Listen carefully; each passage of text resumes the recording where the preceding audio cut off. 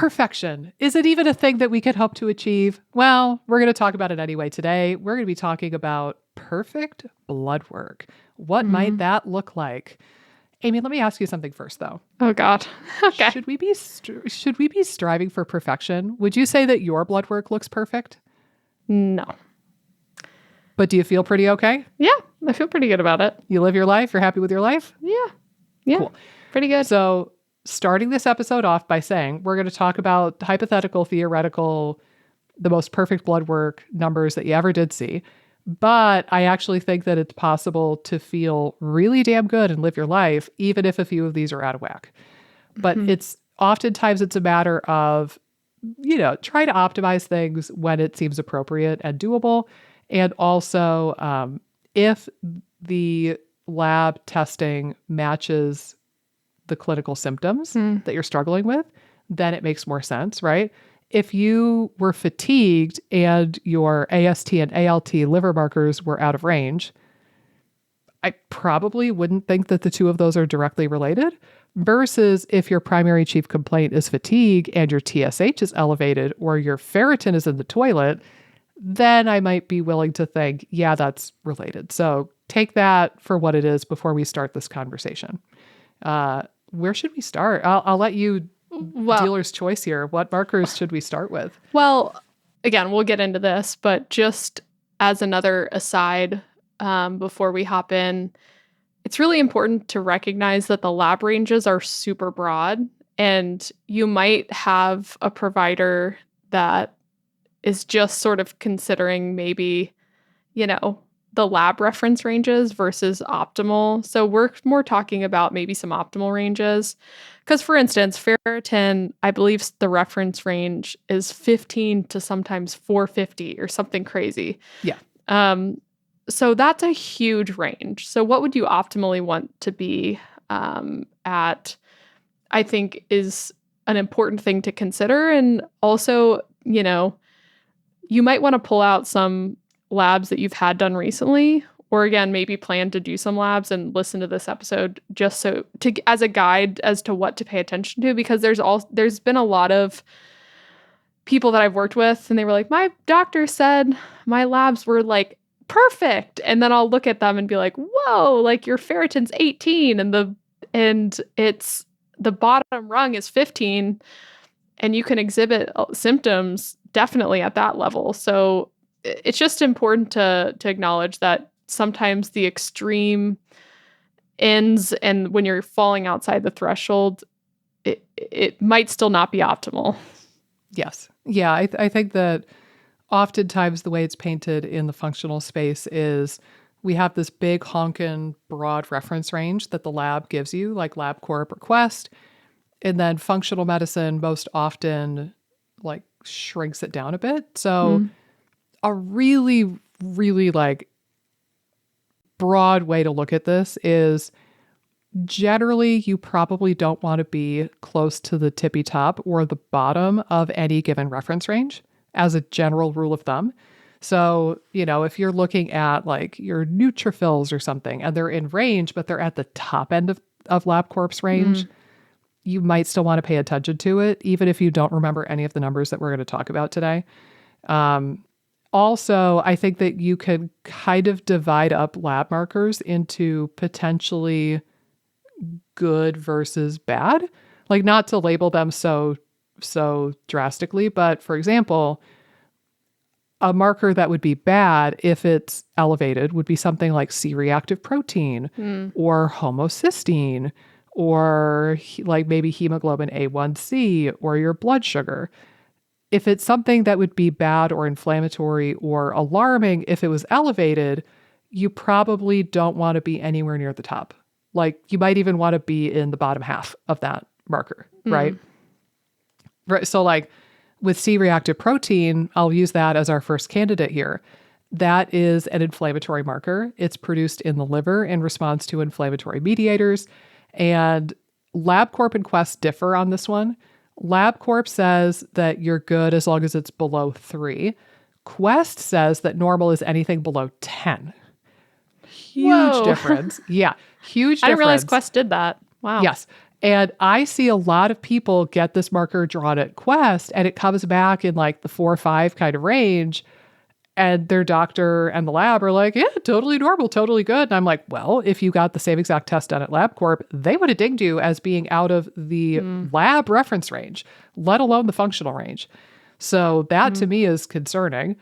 I think CRP is a really good example. It's an inflammatory marker. And it's, to be clear, CRP itself is not inflammatory. CRP is a signal, it's an indicator that there is inflammation afoot, right? There's a difference between those two statements. So the molecule CRP is not a bad thing. It's not inflammatory in and of itself, but it's an indicator light. Being that as it may be, I think that it's reasonable that we want this particular marker to be as low as we can get it. So I think that it's pretty decent, pretty respectable if we could get it down around 1. But if we could get it down to a point where the lab doesn't even detect it and they come back saying, oh, it's less than or equal to 0.5, I'm doing a jig. Right. Right. So, and you could make a similar argument. Say you were looking at a nutrient, like say we tested vitamin B1 or folate or B12. These are nutrients for the human body, or vitamin D, maybe even, although there's an asterisk with that. I think it's reasonable to say if it's something nutritive and valuable for the body, we would prefer to be on the upper half of the lab reference range as opposed to the middle half or the bottom half. So real rough framework to start us off.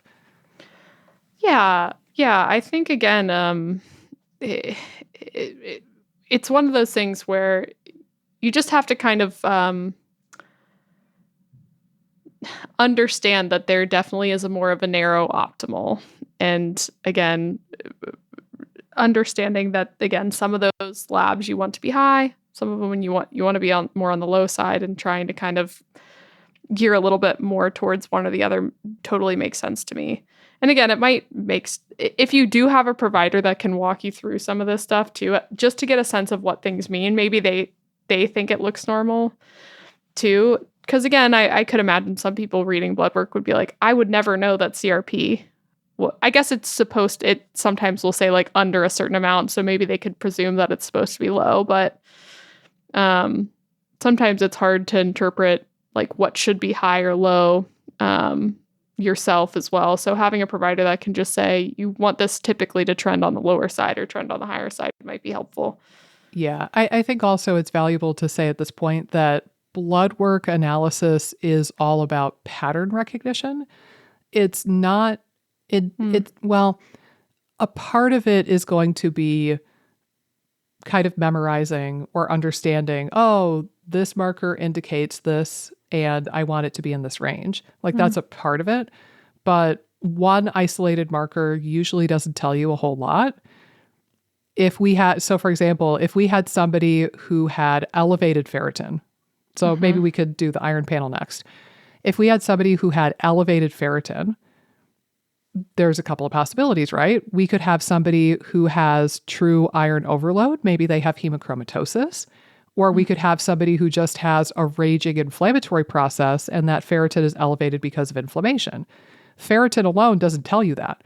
You need to look at other markers. So now say that I had somebody with elevated ferritin. Oh, and also their C-reactive protein is elevated. Or maybe their SED rate is elevated. And clinically, I know that they have a lot of chronic pain, joint pain, and like fibro stuff going on. Those things would indicate to me that it's probably an inflammatory process versus another example.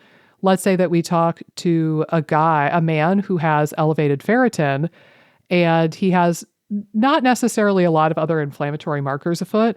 Oh, but he has a family history of hemochromatosis and his iron panel is all out of whack and like UIBC and TIBC and serum ferritin are all skewed in weird directions.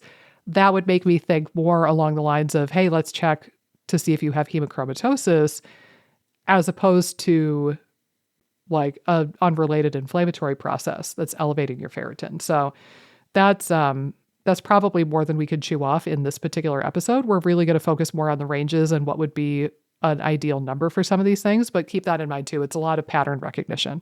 Yeah. Really good point. Yeah. Really good point. But do we want to start with iron as our starting point? So you mentioned that lab reference ranges for ferritin usually go from 15 up to like 400 and something. What would you say is reasonable for women in particular? Because a lot of our listeners are women. Let's start with that. Yeah, I mean, I think there can be some individual variance, like you said, assessing what symptoms are. I think in my research for my book, there's a lot of argument that the reference range should be a lot higher because symptoms start to present when you get more around 26 is kind of when you start to see other lab markers indicating that, well, things are changing now that the ferritin is at 26. But you don't want to just get to 26 and be like happy. Having a little bit of excess makes a lot of sense. So usually I like to get that more in like the 60, over 60, maybe below like 100-ish range, I would say. Below, like somewhere in there, I would say is typically pretty good. Yeah, I think that's really reasonable. I think ballpark 50 to 100 is where I'm shooting for women.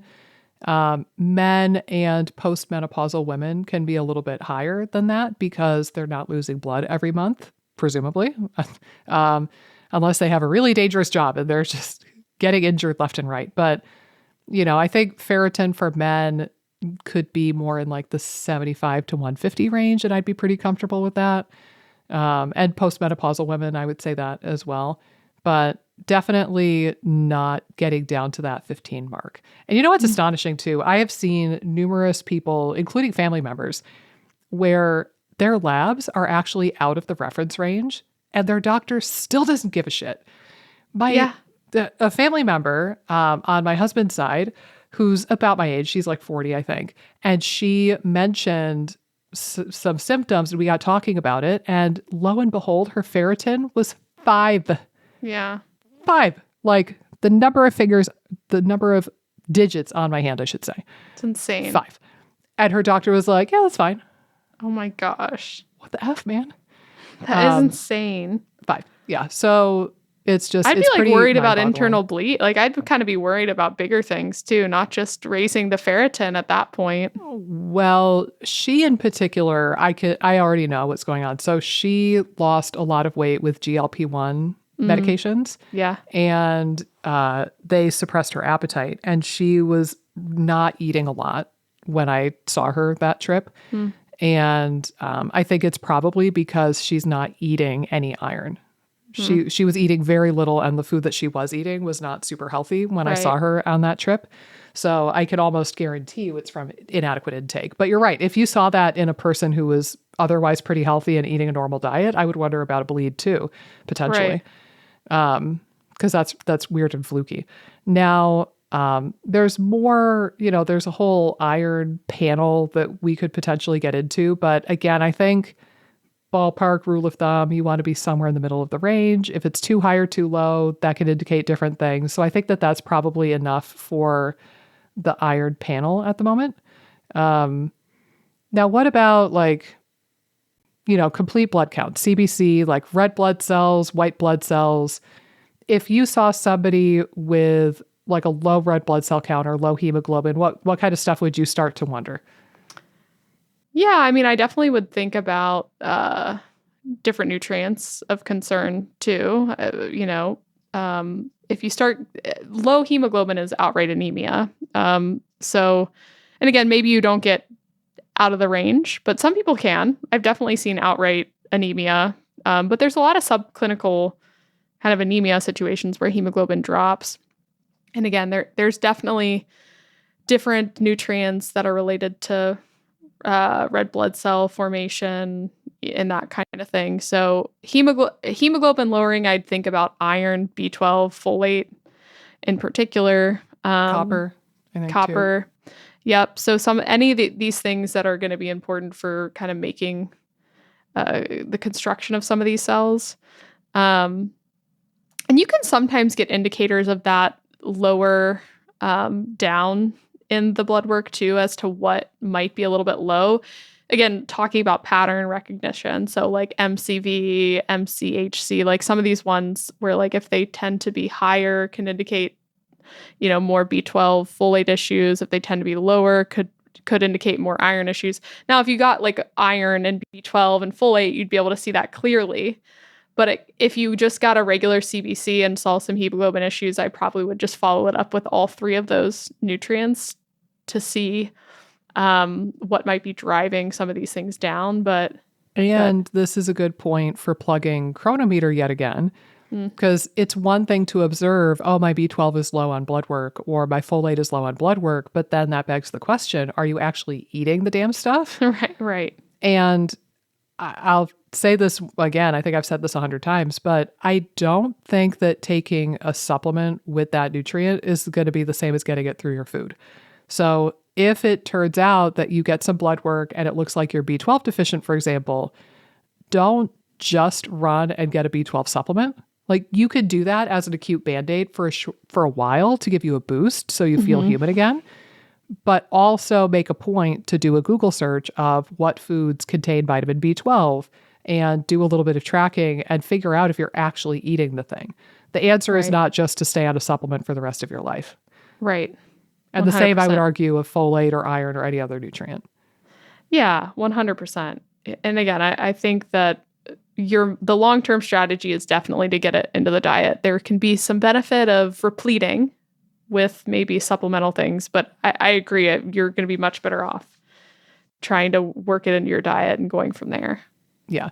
And to give some ideas of ranges here. So for red blood cells, so total number of red blood cells, I would say for women, I want them somewhere in like the mid 4s, probably. So at least 4.2, 4.3, somewhere in that range.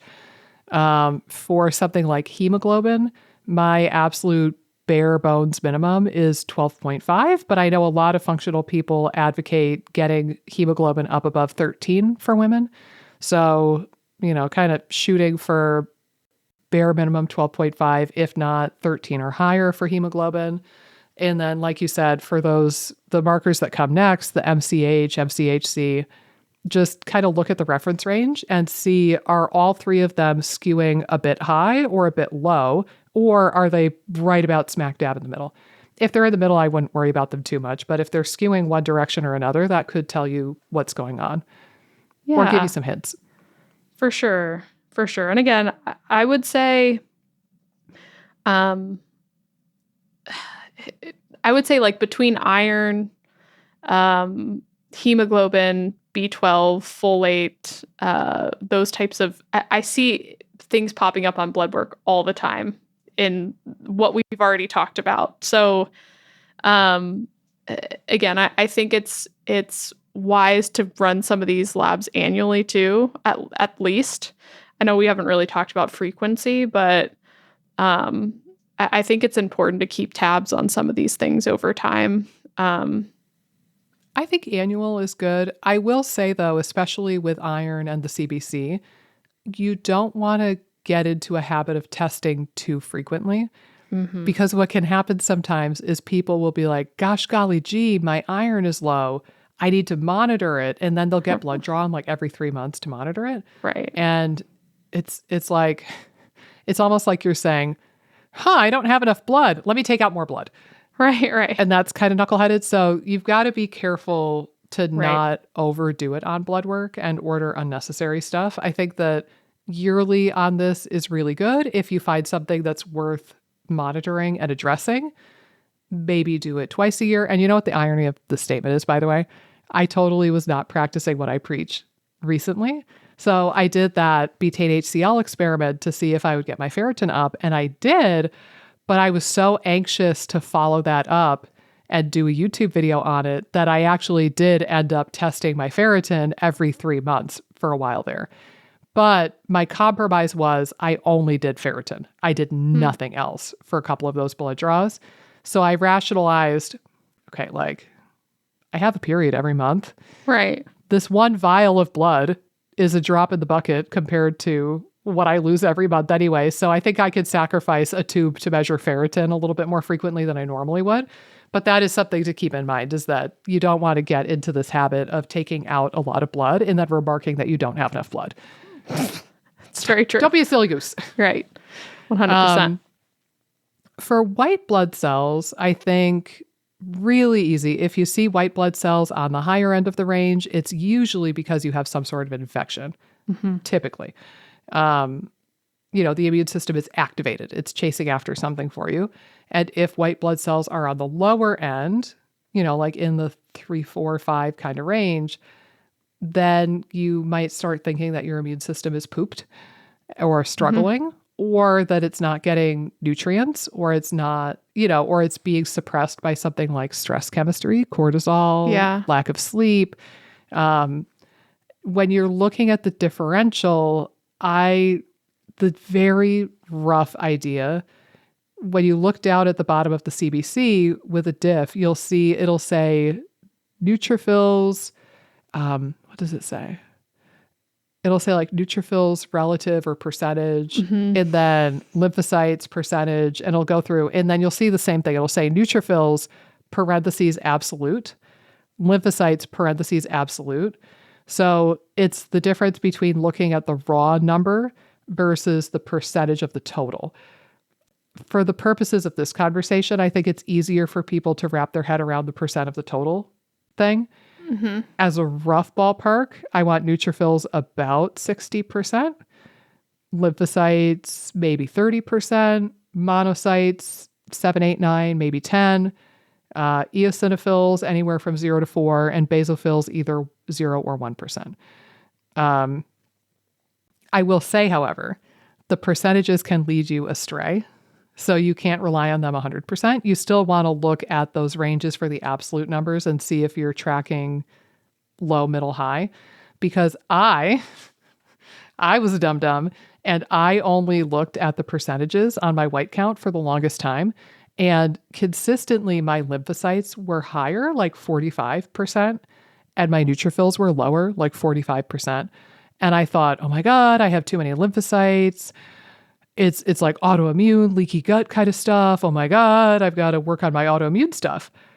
No, what was happening is if I had ever paused to look at the absolutes, I would have seen that my neutrophils were on the low side and my lymphs were normal. So the low percentage of neutrophils skewed all the ratios of the percentages, and it made it look like my lymphs were high when they actually were not. I actually had like a subclinical neutropenia or low neutrophils for many years, and I had no idea. But thankfully, in recent years, I have discovered erythro and astragalus, and that keeps my numbers looking pretty peachy. And just being more mindful of nutrition and vitamin C and that sort of stuff too. But that's my PSA on the white count. Excellent. Love it. Related, do you want to dive into vitamin D next? Yeah, I think, I'd be curious your thoughts on vitamin D, because I think there's some differing opinions. Typically, I think that there's kind of, I did a real big deep dive on this when I was in my nutrition internship, because there is some data that pushing it too high can be problematic, because it can cause hypercalcemia, which is basically just too much calcium in the blood, which can then calcify arteries. Like there's a higher cardiovascular risk. So I usually don't like to push it up too high. I think there could be some individuals that might want to push it higher, but usually I kind of like to keep it between 40 and 60, which would be more on the lower end. Well, I don't know if it'd be on the lowest tier end, but it's enough low for the functional world. Right. Lower for the functional world. I would say like, again, there's just different kind of opinions on what the range should be, but that would be kind of more aligned with what I would typically do. I agree. I think I'm probably usually shooting for something in the 50s or 60s. If we get you above 50, I'm a happy camper. I'm not going to worry about it beyond that. I think I might still want to get it up slightly if I saw it in the 40s, but that's maybe just my taste. I don't know if that's like, I'm saying this is like where I'm kind of sitting right now, but I don't know if that's based on anything super scientific. I think this is kind of a ballpark in my head. I do know a lot of functional providers will insist that you have to push vitamin D up into like the 70, 80, even 90 range. And they're peachy keen as long as you're below 100. And I do think that pushing it up that high might be a little bit much. But it's also worth noting that the LabCorp and Quest range, they think you're good as long as you're above 30. Yeah, true. So it's the discrepancy between the functional holistic space and what the research seems to indicate versus what LabCorp and Quest give you. And this should have been at the beginning of the episode, but it is what it is. We're here now. Yeah. It's worth noting that LabCorp and Quest don't make their ranges based on optimal values. They make their reference ranges based on a bell curve analysis of all the data points they've ever gotten. And if you think about the general health of the average Joe, Jane America, most people that are getting their blood drawn are not super healthy. Yeah. So the bell curve is going to look like an unhealthy population. Yeah. Yeah. And I will say too, with vitamin D in particular, I had a recent client whose vitamin D was literally in the 200s. And their doctor didn't say to stop supplementing. I'm like, dude, stop supplementing. We gotta kind of keep you below that level because you can get toxicity. I mean, fat soluble nutrients can be, and I think if you're taking a supplement, you want to kind of regulate levels and how you're responding to the supplement as well. And again, I think it might make sense if you're in an area that doesn't get tons of sun and it's wintertime to take a little bit of vitamin D. Taking it with K2 definitely reduces the risk a bit too of overshooting the vitamin D because vitamin D can also deplete K too. And it's kind of interesting, the synergy between those three fat soluble nutrients is so tight. There's a lot of synergy between those two. But one thing you could do as you're monitoring the levels is just take a DK supplement, like one that's together, or take drops of each, or however you want to do it. But taking it with K2, I think, can help prevent any issues with maybe going a little bit too high if you overshoot it a little bit. But yeah, I think it'll mitigate the risk, certainly. And, this is a really great example of, I think if you asked a lot of people if they wanted to work with a doctor who was cutting edge, they would be like, hell yeah, that sounds great. But also, cutting edge can also translate to we are trying things out and we're not 100% certain yet. So, for example, I remember when I was doing a lot of my functional medicine training and I was still in school. So this would have been like, 2009 to maybe 2012-ish range. And oh my God, vitamin D was hot, baby. It was hot. Yeah. Everybody in the functional world was talking about vitamin D and pumping you full of it like no tomorrow. Not a single person talked about vitamin K2 ever in any of the seminars. And I was at seminars every single weekend for years straight.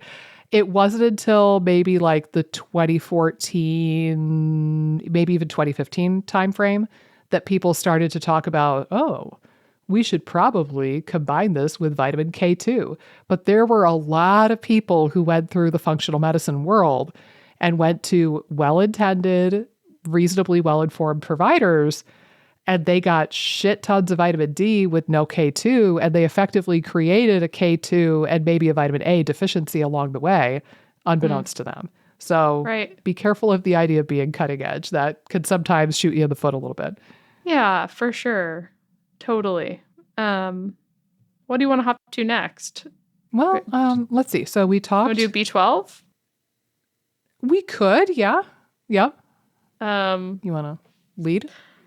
Yeah, I mean, I think that the range for B12 is pretty broad too, like serum B12.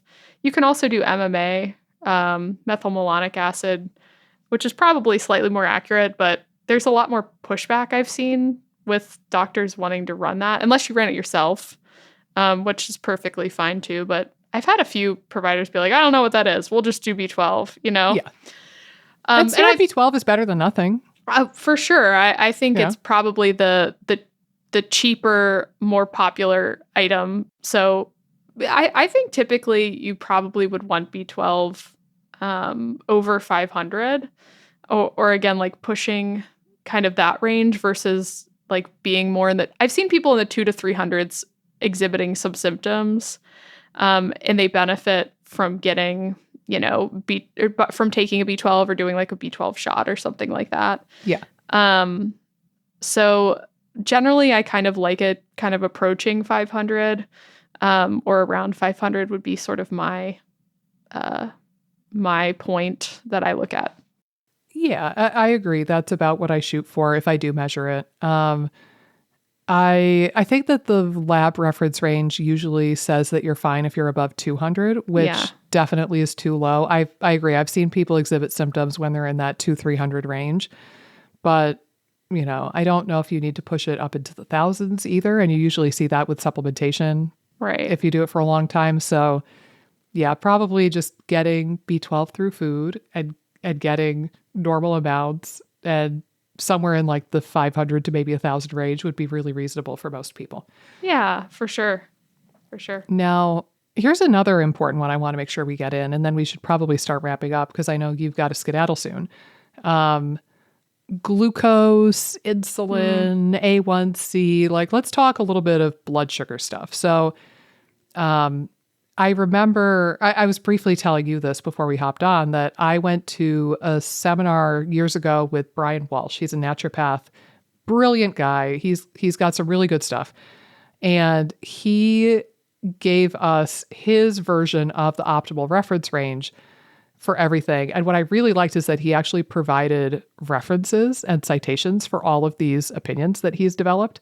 So I could literally reference articles that back this up.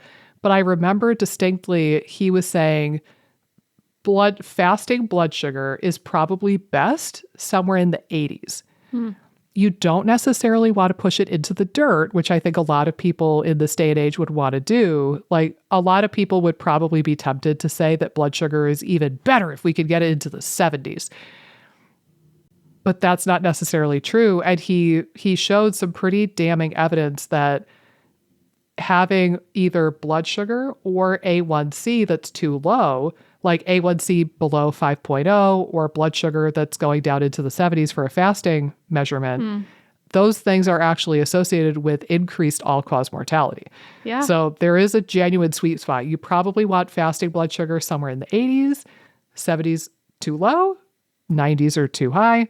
And for A1C, you probably want to be somewhere in that like low to mid 5 range, I would say. Yeah. It's interesting you bring that up, the pushing the blood glucose down, the fasting blood glucose down, because I just had a conversation with a client who I think she was talking about maybe one of the direct-to-consumer CGMs was saying that your blood glucose should be between like 75. Like it was a pretty low bottom marker where I know I feel bad if I'm dipping under 80. And I'm pretty sensitive to my glucose changes. But yeah, I agree. You definitely don't want to get too low in terms of your fasting, in my opinion. I think you're dead on with where fasted should be. I definitely see a lot of people with elevated fasting glucose. I don't know if that's something you see a lot. I think that tends to be a little bit more of like a cortisol-y type reaction most of the time, or to me, it rarely is like a true insulin resistance thing. It's more of trouble regulating blood sugar tightly because the body's having to go to plan B to regulate the glucose versus relying on supply of stored glucose or dietary glucose. If people aren't kind of getting enough to eat overall, or maybe carbs are a bit low, I see cortisol increasing in the morning often with clients. Yeah. So having an elevated fasted. Well, there's a term for that. They see that in pregnant women and people with sleep disordered breathing too. They call it the dawn effect. Yeah. And it's basically when your first morning fasting blood sugar is elevated, but your blood sugar is totally normal the rest of the day. And yeah, it can be because of cortisol, stress chemistry kind of stuff, or something like sleep disordered breathing. If you have apnea and you're not getting oxygen to your brain all night, that can elevate your blood sugar. But yeah, we were talking just moments ago too about a woman who measured her insulin and thought it was too high. And it was what you were saying, her insulin like was like 4. 4. Well, I think she was worried about her A1C being 5.5. So she was kind of right up the barrier of where you kind of get closer to the prediabetes range. But I don't think anything that's going on is consistent with like what you typically see with insulin resistance. I think for her, when I asked her about her insulin, it was much closer to 4, which is low. So you wouldn't be thinking it's insulin resistance. I would think it's more hormonal and maybe relying on some of these like plan B ways of regulating blood sugar versus plan A, which is a little bit more efficient, I would say. Metaphor for you. Yes, Metaphor. please. You're trying to drive a car, but you're driving with the spare tire on. Right. Instead of your normal tire, in which case, obviously, your car is going to run more efficiently and it's going to be a smoother ride if you have all 4 of your normal tires. But if you're using a spare, if you're using the backup plan, then of course things are going to be a little bit squirrely, but you still might be able to run the car. Yeah, so, a little clunky. Yeah, it's going to be a little weird, a little funky. So, funky and clunky, as a matter of fact. But, yes. I think that, well, here's another thought with this person too, with A1C. This gets really underappreciated, but I see this moderately frequently. Hemoglobin A1C is what happens when excess glucose binds with hemoglobin on your red blood cells. And we're measuring that. And the idea is that that's going to tell you how much excess glucose you've had in the last 3-month window. What they don't tell you so much is that that number is highly, highly influenced by the average lifespan of your red blood cells. Mm-hmm. So if you have somebody, for example, who I've seen this before. I've seen people with other symptoms of metabolic syndrome, prediabetes kind of stuff, like genuine bona fide elevated insulin, like, body kind of characteristics, blood pressure, lipids, all these other things that look like metabolic syndrome, but their A1C is totally fine. And it makes you wonder, but I think what can happen, and there's actually good data. I think maybe I heard this initially from Chris Kresser. I want to say he has an article about this, but if your red blood cells have a shorter lifespan for whatever reason, just because that's your normal, they're not going to float around in circulation for as long, and they're not going to pick up as much glycosylated hemoglobin. Mm-hmm. So your A1C is going to look lower. Right. It's going to be distorted. Somebody who has really long-lived red blood cells for some reason, and they're kicking around your bloodstream for a month longer than the average human being, those red blood cells are going to pick up a lot more glycosylated hemoglobin. You're going to be sticking glucose onto that hemoglobin more, and then it's going to artificially inflate your A1C. So in my mind, at least, like A1C is in the category of, interesting for most of the people we work with. I think the general American public might need that marker more, but it's kind of like BMI. Yeah. Like if you have an Arnold Schwarzenegger kind of person, obviously BMI is not going to be very useful talking to them. For the average kind of person, it's moderately useful. It's a that's interesting kind of thing, but I'm not gonna put all of my eggs in this basket the same way I wouldn't with A1C. Yeah, it's interesting you're talking about the red blood cell thing. I don't know if that was at play for me, but when my blood sugar was wild, and it could have been that I was swinging low and high, so my average was normal. So that happens too, where someone might have a very normal A1C, but they are swinging a bit high and low, so then their average is okay. So that can be a little deceptive too. But when my blood sugar was crazy, when I was going like into the 160s to 180s sometimes after meals, my hemoglobin A1C was like 5.0. Be like, you're good. And my fasting was fine. So it was very odd. And again, I didn't really get picked up by the blood work, but I clearly had symptoms. So yeah, you said, they can definitely tip off some people, but some people, again, it might take a little bit more exploration to figure out what's going on blood sugar wise if you're feeling symptoms. Yeah. Well, I think like monitoring the person's symptoms and what's going on with them. I will say too, briefly, there's actually a blood marker for what you described now. It's called Oh, really? glycomark. Mm. Glycomark, all one word. They offer it through LabCorp. I don't remember if they have it through Quest yet, but you could Google it. But basically, it is an indicator of how stable your blood sugar is Mm. over time. And it can differentiate between somebody who's having super high highs and super low Mm. lows versus somebody who's relatively even keeled throughout the day. That's So really there is interesting. actually a Yeah. way to suss that out now. Cool. Yeah. But yeah, that's a wrap, folks. I mean, Lord knows there's a lot of other numbers that we could get into. Maybe we'll do a part 2 to this if this first episode is popular enough. That'll motivate us to do another one, and we could talk about, homocysteine and the metabolic panel and thyroid panels and that sort of stuff. But hopefully, this gave you at least a bit of information to go off of and start your journey looking at your blood work. And we will see you back here for another episode of the IBS Freedom Podcast before you know it. Until then, toodaloo.